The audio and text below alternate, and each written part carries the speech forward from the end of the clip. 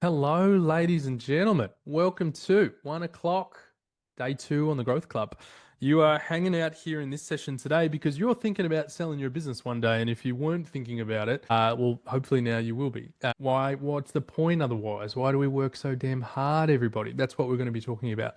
For those, if this is your first time joining a session, which again, hard to believe, it would be very, very hard to believe on day two with all the sessions we've run so far, then a little bit of housekeeping is for you. So we've been covering a lot of topics the last 2 days: workflow, AI, compliance, productivity, pricing, marketing. And this one in particular is after you grow and you decide you want to exit and you want to think about succession. This session is about exactly that. And we're chatting to two people that have done this before.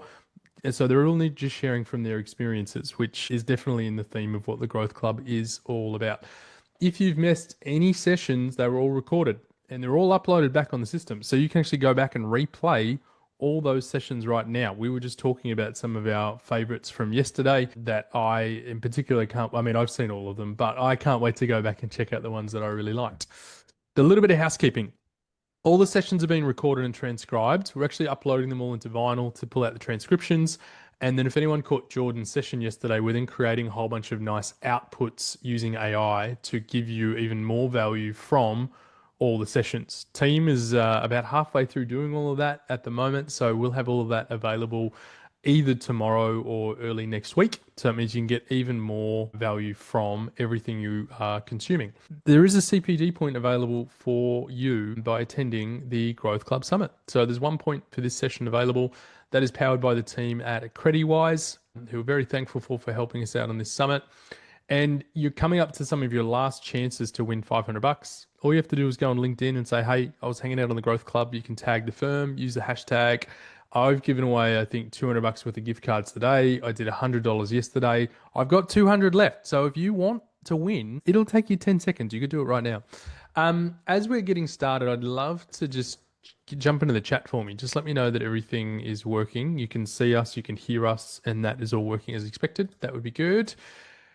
Thank you to our partners that have got involved on this session. So in particular, the Intuit QuickBooks team for getting in and backing the Growth Club. And a huge shout to the XBert team as well. Thank you, Cassandra, and your team for getting involved, contributing to the content and making it a nice, lively place to be for the last couple of days. Alrighty, we are talking about from growth to goodbye. So building a firm you can sell or step away from.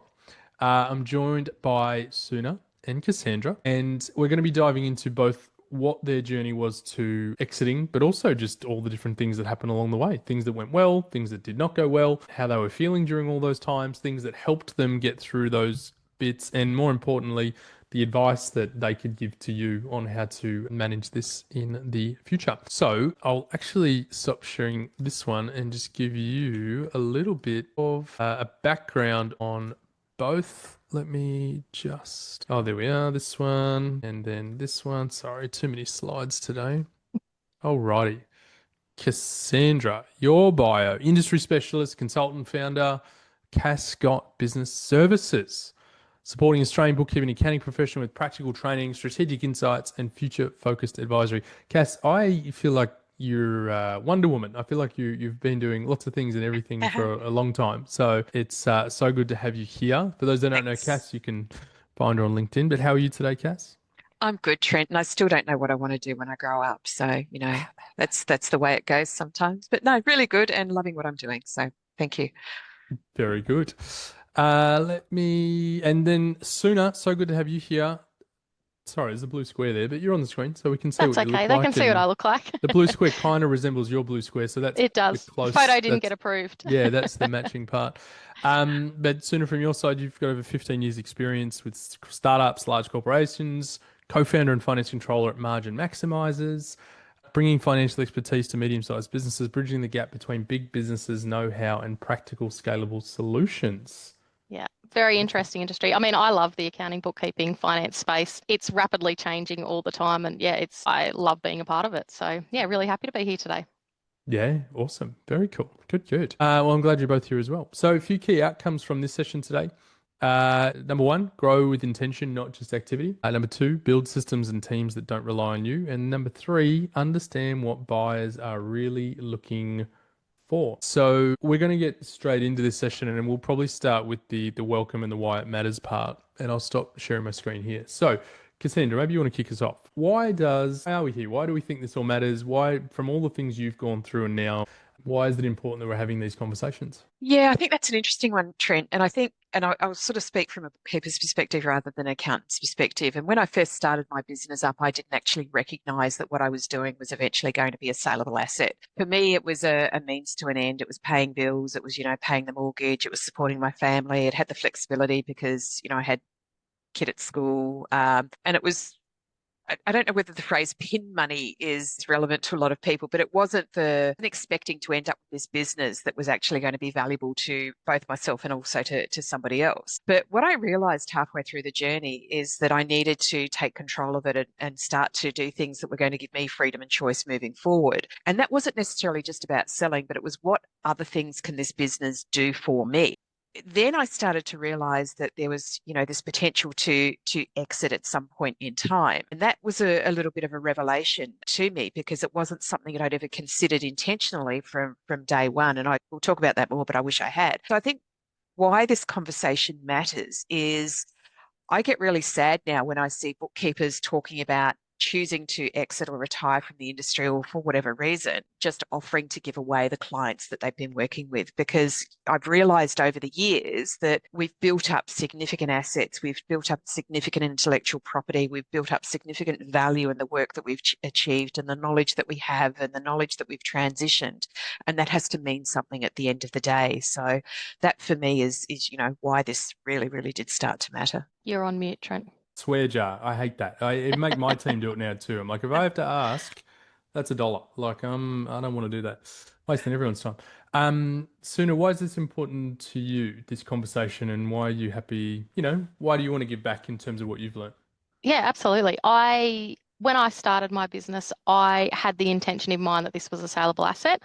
I was in my early 20s when I started it, had no intention to sell for a long time, but I always had in the back of my mind that that's what I wanted to do. I created it it's to have that freedom, that flexibility, but I did want it to be that saleable asset. And like Cassandra said, there's so many businesses that kind of fall to the wayside at the end of their journey. They get to a point, burnout comes into it and they just end too suddenly. I think if it's at the forefront of your mind, you can put some strategies and procedures and, systems in place that take a bit of time to get to so that you can get the best bang for your buck when you are ready to make that sale. So you might not be ready now, but you need to start thinking about it and you need to put things into action so that when you are ready or an opportunity does come up, you're ready to go.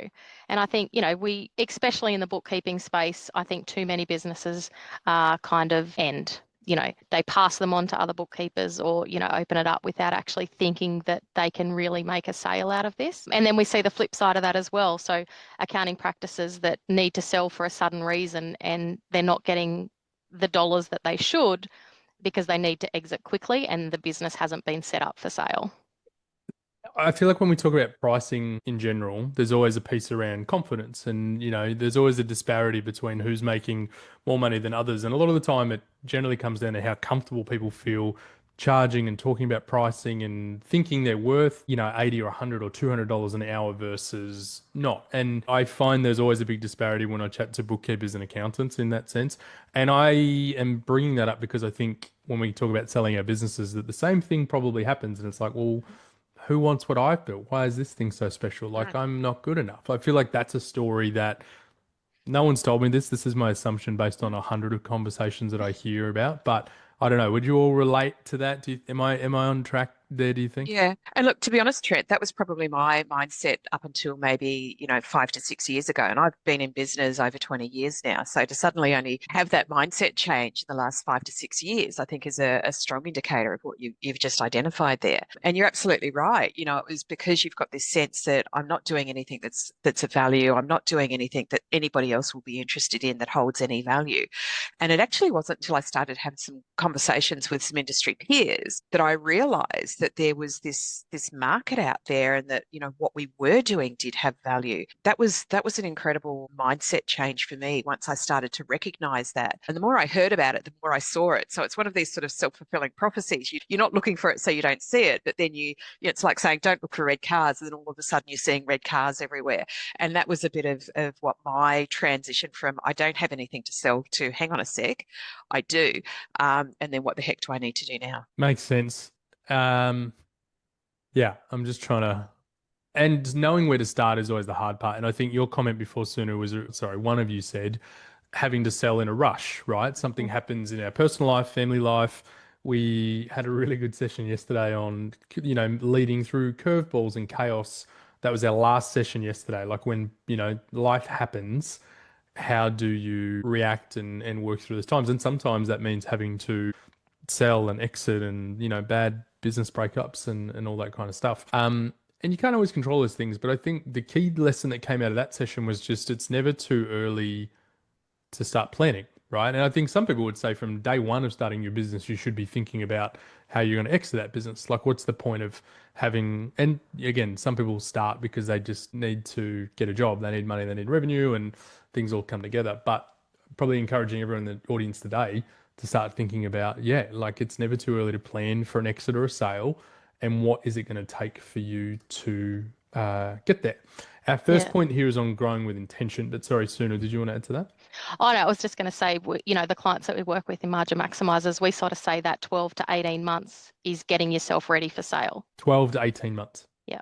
Yeah, cool. Okay, good. I think the other thing, Trent, is, you know, how do you get into business? So I fell into it. I didn't intentionally plan to start a business, but life and circumstance and, you know, opportunity arose, and I suddenly went, okay, I can do this on my own without doing it for an employer. Had no idea what I was doing. Like my learning curve on day one of starting a business was phenomenal. So, you know, sometimes it's the reason you get into business in the first instance. You don't actually even think about where that's going to take you at the end of the day. And bookkeepers, I think, there's a lot of getting into business off of the back of other life events that actually happen. Yeah, makes sense. So yeah, I want to talk about this whole growing with intention part. We've kind of gone through it a little bit now in the mindset shift of just like, I have a business, I have income. If it's recurring revenue, that's also fantastic, especially if you've got, you know, long-standing tenure with your clients. What are some of the other things that we should be thinking about this growing with intention part? I know we're going to talk about sort of systems and teams, but the only other thing, and again, it's not in my notes, but I know you'll adapt to this quite quickly, is the key person risk. So right now, if I look at my agency business, if I didn't work in this business, and it's not because I have an amazing team, I have an amazing team, but the client relationship generally all stems and sits with me. So if I was no longer in the business, it'd be really hard for the rest of it would just throw the dynamic out of the way our business runs and the structure we have with those clients. You've absolutely nailed it. And for me, I think that's educating your clients. It's how you talk. I know, as I said, from a very early stage of my business, I was talking to people when I was onboarding them. My team will be in touch. I had a part-time admin person, but I was talking like I had a team. You know, my team will be in contact. I also, you know, had different email addresses. So it wasn't always Soonah at, you know, I had an info at or an office at. And again, that all came to me. But you are bringing those clients on and they're fully aware that you are not the sole one that is going to do that. And I think that can really help kind of distance the client base. And I mean, you're still a touch point for them. I'm not saying you need to be removed entirely, but if you can start to build that when you bring them on, it's much easier for you to step away or not to be their first point of call when they need something. That's a really interesting comment too, Soonah, particularly in the evolution of a practice from a sole operator to a practice with team members in it. And that was something I was very intentional about from day one, not because I was thinking about selling, but I didn't want this perception of dependence just to be on me. So we very much used language like we, the team, exactly the same. What that meant for me, though, was when I did bring a team member in, it was actually really easy to transition the client from me doing the work to the team member doing the work, because they already had this concept that we were bigger than we actually were. They didn't need to know that. So it was, by the way, I've just brought on a new team member here. They're going to start to be doing some of your work. I'll always still be sitting here in the background, but fully supported. I've had conversations with a lot of other bookkeepers who've either set their businesses up under their own names, and that's ironic because I now do my business under my own name, but for different reasons. And they've been very much, I am the only person you deal with. And when it comes to then expanding and bringing the team on, they struggle terribly with the clients and the client's expectation that they still be the key person. So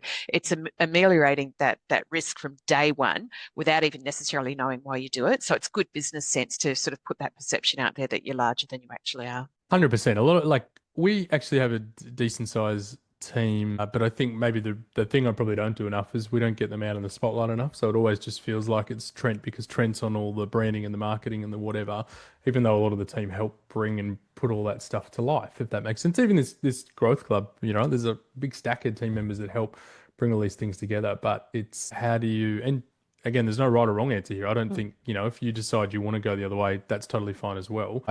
My thought process is always around who's going to buy this from me and what are the risks of them buying it. And I think that's a really healthy mindset to go through, is if would I buy my business is generally a question I think we should be asking ourselves. I don't know if that's something either of you thought through or considered, or I don't know, we've got a checklist of things to come, Cass, but is that an easy, quick bit of advice you'd give to everyone? I think so. Go, Cass. Look at us. We can both talk, can't we? Tag, you're it. I was just going to say it's really building your client base to align with what your business wants to support. And I think the more you do that, the more your client base supports your business, it supports your brand. So it makes it easier or more attractive for that right buyer to want to be a part of your business or to want to take over that business, rather than I know when we have conversations with people, what's the mission of your business? What's the aim? What's your client base? And they stumble to answer those questions. And I think once you start stumbling at that, I get the impression that, you're saying yes to too many clients. It's, there's no real alignment there. So it just starts to make you question, okay, what actually is the branding or the base of this business, if that makes sense. I think the other consideration too about the perception of larger than you necessarily are, and not linking it directly to the key person within the business or the business owner, is not just in growing your business, but also I think in exiting the business. And this is one of the things that I found really interesting, because my clients knew I was there, but on a day-to-day basis, my team were the people that they engaged with, and they saw us as a team as opposed to individuals. When it came to transition to the buyer of my business, because the team was remaining static and the brand was changing, it wasn't a big issue for them, because they knew that my team could still operate independently of me as being the person in there, because they'd been consuming that for the last 12 months, 8, 9, 10 years, however long they'd been with us. So again, I think that's why it's really important to sort of start. And again, I didn't do it intentionally, it just sort of happened, but starting to position yourself from day one as something that is bigger than potentially what you are, because you never know what the future is going to end up looking like for you. And it just gives you flexibility and options. Cool. Okay. We talked about mindset. We've talked about key person risk. We've talked about who's going to buy your business. Like, are you thinking and envisioning what that looks like? Maybe it's another bookkeeping business. Maybe it's an accounting business. Maybe it's someone that's out of industry that wants to get into industry that has some sort of ties in, business coach, something along those lines. Potentially could be even as far as like financial planning, account, multidisciplinary that wants to bring that in as well. I think there's a lot of different avenues that is good to consider and think through, because then I think as you start to meet those people in your networking and your travels, you're now thinking, just maybe this person could be that person. Question for both of you. You don't have to give too much details, but the person or the organization that bought your business, was that who you envisioned it was going to be, or was it completely, tell me your story. Cass, you're shaking your head.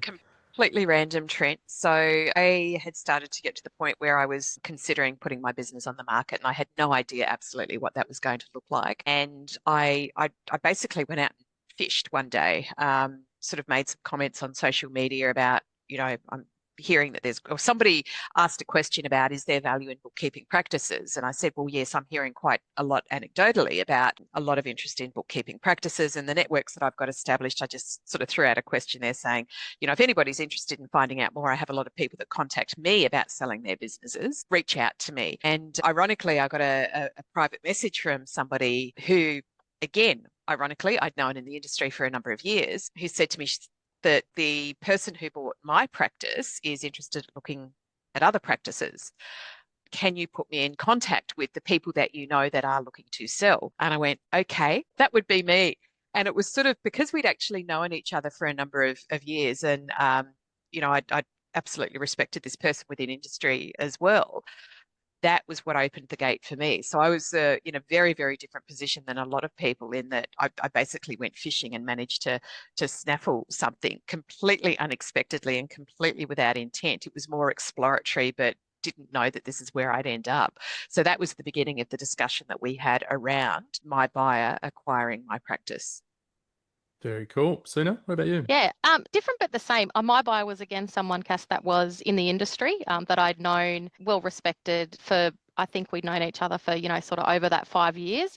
But for me, I was not ready to sell. In my head, and, I'm a numbers person, I plan everything. My business was going to be ready for sale, or I would look to sell when my youngest was going to be in high school. That was kind of, where I was sitting. Yes, everything I was doing was putting me towards that sale of the business, but they approached me kind of out of the blue in going, to looking at acquire my business. If I'm honest, I said no to begin with because, that was not my 5-year plan. But as you say, it opens up those negotiations. And because I had put the effort over the years to do that, it kind of, expedited the process. And I couldn't be happier. So preparation meets opportunity. Absolutely. Yeah. Well, maybe you already know who's going to buy your business. That's the takeaway, right? You've met them before and it's just waiting for all the things to align. I wanted to start to talk around getting ready for that. And we're going to start with the systems and teams piece. So I think we talk a lot about systems and teams because in this, just to follow the narrative here, you found someone that wants to buy your business. They're going to take over the business. Day one, is everything ready for them to take over? So therefore, processes, manuals, checklists, systems, training, onboarding, offboard, like everything you could think of, is that thought through so that this person can come in and go from there. I'm going to go into the nitty gritty of this, but my one key point here, I think this is important to master and nail now, is because this can help increase the value of your business, in my point of view. Because if you don't have all these things, then a business buyer is going to say, hey, you don't have your stuff together. I'm going to need to invest time to get that up to a level which potentially is more appealing because they can get more margin out of crappy processes, right? But also getting a turnkey business, which I'm sure never happens. Maybe it does, but turnkey, like cool, ready to go, is the dream for a buyer, right? The less impact, the less work they have to do. Cass, I'll start with you. What's your thoughts on the systems and teams piece, and how do you think about getting this all ready today? Yeah. So one of my key barriers to even considering actively doing something about selling my business was around process management. I was fortunate that 2 of my 3 team members had worked with me for, 8+ years. One of them was about, 10, 11 years. And we'd started working together in an office environment, transitioned to home. But through all of that, they continued to learn from me and what was in my brain. And we had some systems in place, but what I didn't have clearly documented was our workflows and processes. That was either transitioned knowledge to the team members, or it was still in my head, and it was a heavy reliance on me to drive the process, even though they were awesome at what they did. So my big barrier was technology-wise. I hadn't found anything that sort of sat in processes. And I'm sitting here with an XBert hat on, and XBert was my solution because it wasn't until I saw XBert and what it could do to curate, collate, and document and manage my workflows that I hadn't found previously, I had this light go on and I went, this is the tool I've been after. And I started this mad scramble to get everything out of my brain and out of my team's brain into this process and workflow management system. And it was interesting stepping through that, starting to use it. The more I used it, the more I realized it was really going to be a value asset. And I was already then, even 3 months in from using it, starting to see the value that it was bringing into my team. They were starting to work more efficiently. They were starting to do things more strategically. They were starting to do things in a more standardized way, even though I thought that's what we'd been doing over the years. So for me, once I got my processes mapped, that gave me the confidence to have a conversation with somebody. I knew I had the confidence to have a conversation with somebody about, right, I've got something now that my team can run with. Was it 100%? God, no. But it was, far further along than it had been when it was just sort of sitting in my little pea brain. So yeah, processes, getting that documented for me was probably one of the most critical parts of the sale methodology, or what prepared my mindset to actually step into this sort of sale environment, because that for me was the big barrier. Who was going to buy my practice if I had nothing documented? Makes sense. I think, yeah, good. Aligns. Happy with that. Again, it's not that someone won't. I just think you've either going to take a cut off. They're going to ask for less, right? I think that's Yep. the risk. And what we're trying to do is help you maximize the value of what you're selling. Yeah, and it depends on the buyer too, doesn't it? Like Yeah. It at the does. moment, I'm looking at other practices, but I'm looking for one that kind of doesn't have those systems and processes, because I want to bring that in, and I know that I can expand on that growth. I can make the margins in there. So again, yes, what we're trying to educate here is to get the most out of the sale of your business. So having these systems and processes in place definitely makes sense. And I think because that was the aspect of what I wanted from my business, I'd had my business running, I think 4 or 5 years prior to starting having a family. So by the time my kids were daycare and starting school, I had team members that were doing the bulk of the processing, and we had all of that system and documented. What I was probably a little bit slower was more on the working on the business, and that's my numbers head starts looking at, revenue per client, revenue per team member. And the more I focused on that, that's where my business was very much a commercial bookkeeping business rather than compliance. I just seen the value and the profit margins in that for me. And that's what I was bringing into the business. And then again, it's documenting that. How are you onboarding that? What are the different elements of the business? How are you getting your leads in? So I had all of that documentation, the figures, and ready to put over for the sale as well. So once they started asking, I had all the answers to all the questions, because I'd been tracking all those numbers over the years. So it's definitely knowing your numbers and making sure that your team follow a system. And look, the buyer might not use your system, but they want to know that your team follow a system and that your client work is done to a good standard, because otherwise it's not going to work. The revenue's And I not think going to QMS continue. drives that even more rigorously these days. I think the comment about numbers and your financial metrics are really, really important, because when I started my business up, everything from me just went into bookkeeping revenue. I didn't start splitting it out necessarily from a P&L perspective into service lines. And that was certainly one of the questions that came up as part of the pre-sale discussions, is wanting to actually understand my financials. I was fortunate that whilst I hadn't been splitting that into a P&L format, I had another system in place. I was using Practice Manager, and I'd had some deeper categorization in Practice Manager. So I was able to sort of extract stuff at a more granular level. But in hindsight, if I was to start again today and do it again today, I'd think a little bit more granularly about how I would structure my P&L to start to provide more of those metrics that are actually going to be important to buyers. So, if you're even looking to sell a business, not necessarily tomorrow or the next week, the next 3 to 5 years, maybe now's the time to think about your P&L and perhaps sort of starting to restructure. We've got 1st of July just around the corner. Yep. So now's an optimal time to do that, so that by the time that you do get to having those conversations, you do have the data that Soonah's actually talking about. You don't have to do this mad scramble at, 1 o'clock on a Sunday afternoon to try and just sort of pull it all out. Yay to find and recode. That's all I can say. And a point on that is, when the more questions, and business brokers will support this, the more question a buyer needs to ask about your financials, whether it's right or wrong, But the more questions they ask, you are decreasing the value of your business. Yep. It just puts doubt into their mind.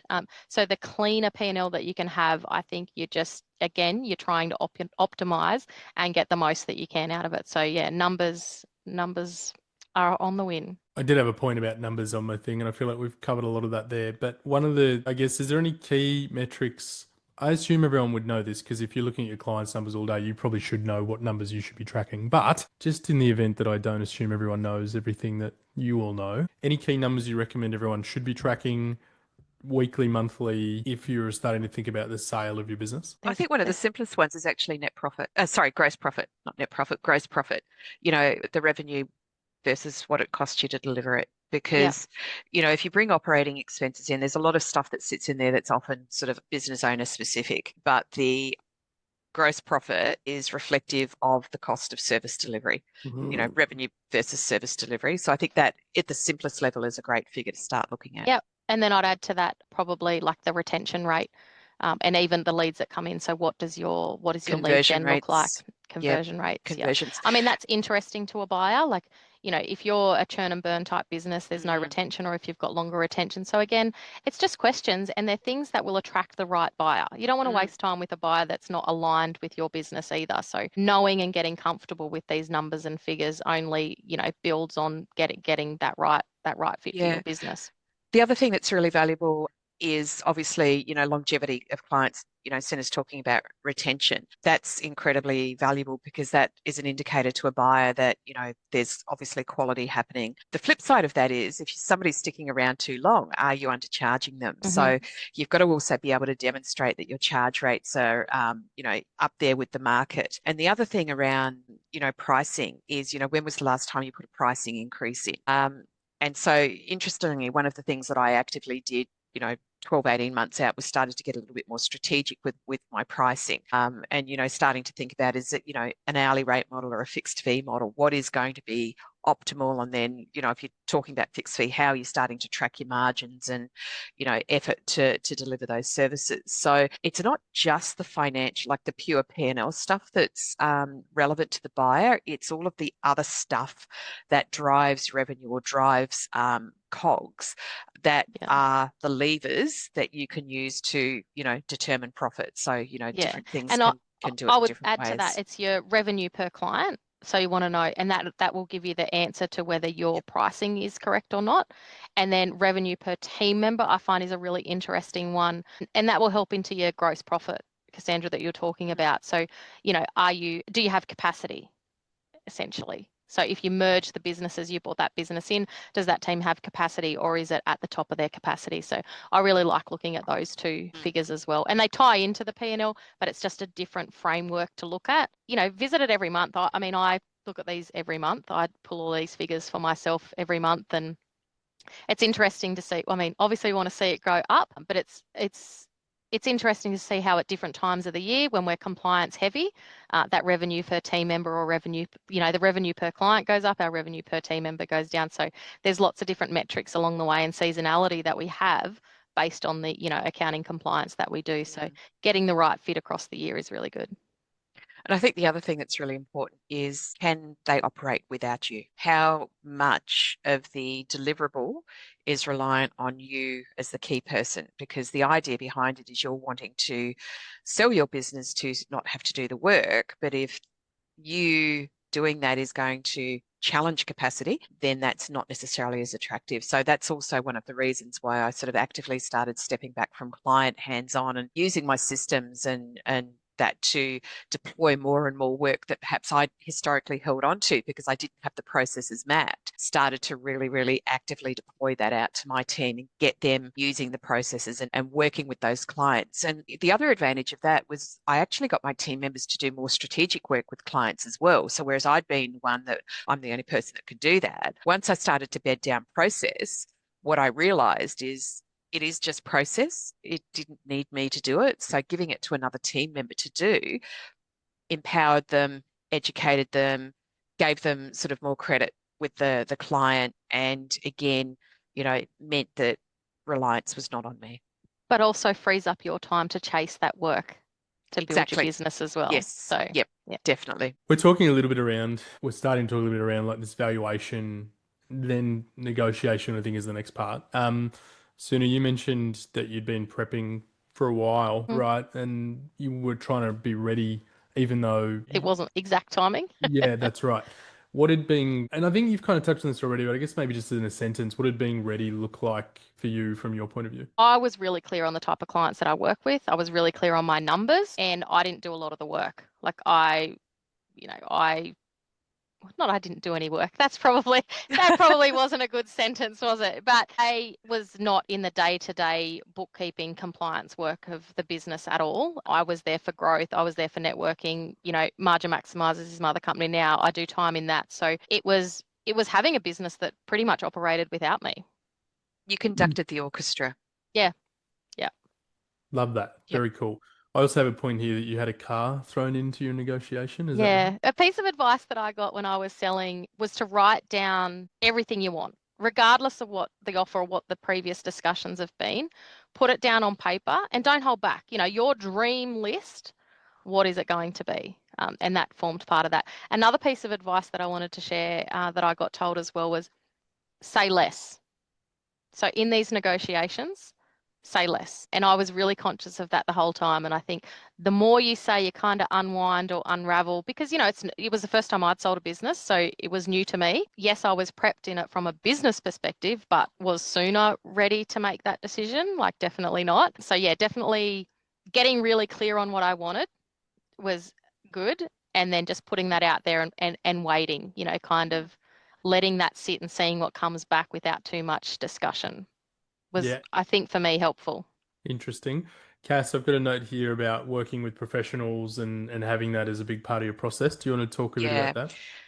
Yeah, absolutely, Trent. So, when this is really personal stuff, so we can be very emotional about it. Even if we're pragmatic, the emotions still take over. So even though I knew the people that were interested in purchasing my business, one of the very, very first conversations I had with them is, when we do this, I'll be using a broker and solicitors. I said, because hey, if I had a client coming to me asking these exact same questions, I would be advising them to bring professionals in who are advocates for them and advocates for me. And I was really, really upfront. I said, I don't know what I don't know.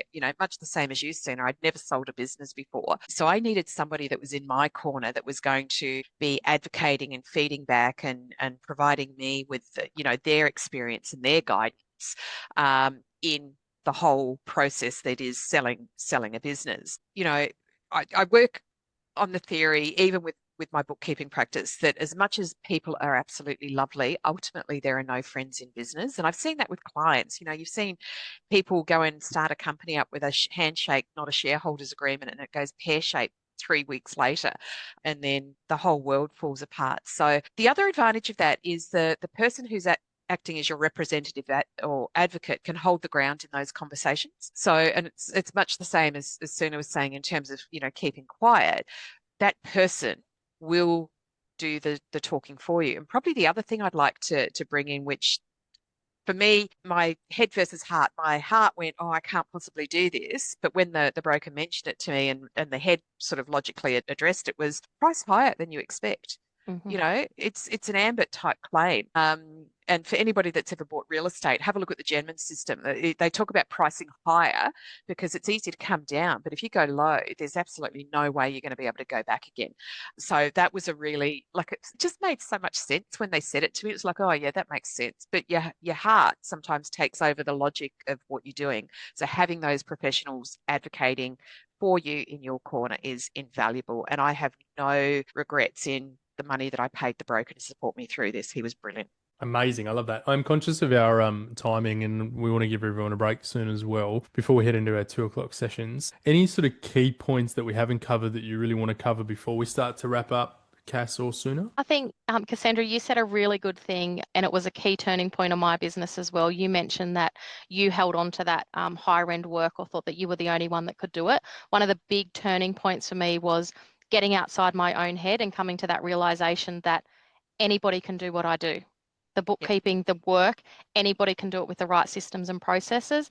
And I feel like once I made that switch in my head that no, I actually don't have to be that one, that really excelled my business growth. So I would say that's a really good point to, if you're thinking you're the only one that can do certain things in your business, document it down and start feeding it out to the team. Yep.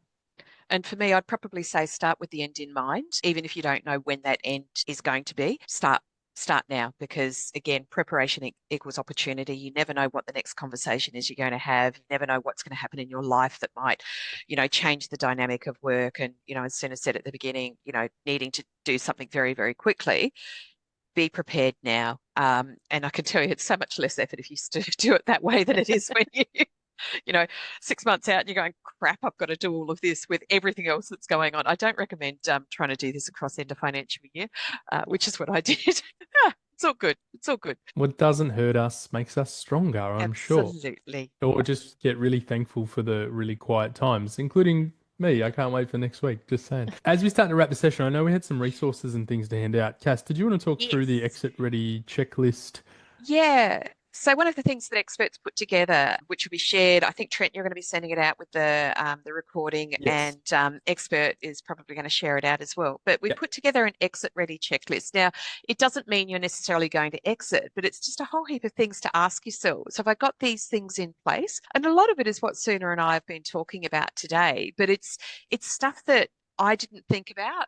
It's probably stuff that Soonah didn't think about, and it's probably stuff that you won't think about. We'll be sharing that with you, and you can just go in and do a little bit of an assessment on your business. It's probably got a link back to QMS in a way, because some of the stuff is things we probably should have in place within our practices, and if we don't, then now's a good opportunity to start to think about building that out. And by doing so, it's going to put your business in the best position it can be if and or when you make the decision to exit out. Awesome. Well, we're going to include that in. So if you're on this session today, you get a copy of that soon. We'll have that out with all the recording materials and everything else. For whatever reason, if you get stuck, I'd say, you can also reach out to Cassandra. She'll probably be able to help you get access to that as well.